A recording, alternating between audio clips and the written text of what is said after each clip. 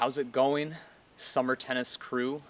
I am Coach Baker, and today I have 8 workouts for you guys to do on your own time, at home, in the driveway.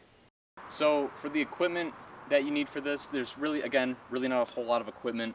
Cones will be beneficial to you, but really all you just need is your driveway and a clear sky. That's really it. Also, make sure you take breaks whenever you need. I don't need you guys passing out in your front yard and your parents coming home from work thinking, what happened to Billy? You know, it's not that serious. So make sure you take breaks when needed. Drink plenty of water while doing this as well. And if you need cones, I have extras that I don't use. Now, if you're thinking, well, how many reps, how long should I do it for? How should I break this up? For that, I would say start out with these for 3 sets, so you go through everything 3 times, 30 seconds each, with it being 8 if you want to do like one day 4, the next day the other 4, or if you want to do all 8 at once on the same day. It's really up to you and based off of your skill level. But for now, start out 3 sets of 30. After doing this for a few weeks, you can increase it maybe up to like 4 sets 30 seconds or 3 sets for a minute, what have you, whatever you guys want. But anyways, the first workout, this is going to be lateral plyometric jumps, aka cone jumps. Now, there's a few different ways you can do this. You can do one-legged for a little bit. You can go left-legged for a little bit, or go 2-legged. Now, you're here, you're there. You're here, you're there. You're really trying to focus on loading up that power into your calves and your quads to make that concise jump over that cone. Workout 2 of 8 here is going to be figure 8 cone sprints. Now, if you don't have cones, that's all right. You can just imagine an 8 on the ground. We all know what an 8 looks like. Now, basically, you don't want to be standing upright, just doing some lackadaisical shuffle. What you want to be doing is you're here, you're in an athletic squat, and you're going through. When you get around that cone, you'll take off in a sprint for a little bit, and then you'll come back and then go and do it again there. Workout 3 of 8 is going to be jump squats. Now, it's important when you're squatting down, you're not going too far forward on your toes or too far back on your heels when you go down, that way you're falling over. You want to be a little bit more weight on the heels, not too much.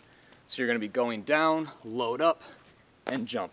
You push off on your toes, get a little bit of a jump in the air, and you're back down. So you're there, and you're there. Workout 4 of 8 is going to be everybody's favorite, including mine, jump lunges.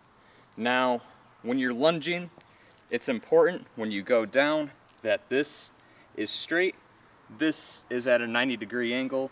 You don't want to be too far forward, too far back. Same thing with the jump squats. And it's just a nice, concise jump squat. You're not trying to launch and then take your step back and do that. You're already there. It's not this,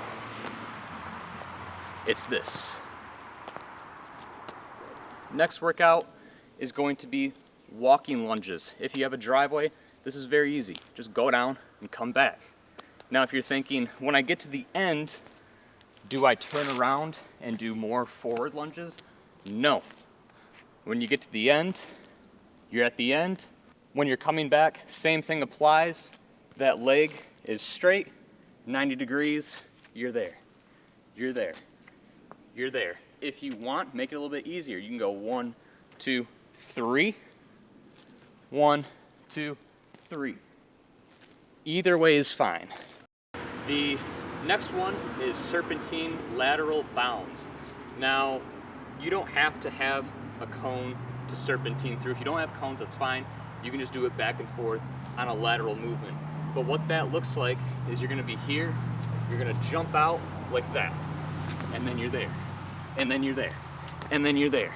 You're not gonna be standing straight up doing this, this, this. You need to be in an athletic squat. So you're here, you're there, you load up, you push off, you're there, you load up, you push off. Just like that. So the almost last one, second to last one, line jumps We've done them a few times since we've started the workouts, so you all should be familiar with it. You can do it in a bunch of different variations. If you want to do 2-leg side to side, 2-leg front to back, there's the 2-legged twist that looks like that. Or you can also do 1-legged. So you hop for a bit, switch legs, hop for a bit, go the other side front to back. So you can do that whatever which way you want. Try to mix it up, that way you're not doing the same thing. That way your muscles aren't just on autopilot when doing these types of workouts. And the very last workout is going to be one that's purely focused on explosion. It's knee jumps. So you're in your stance, shoulder width apart.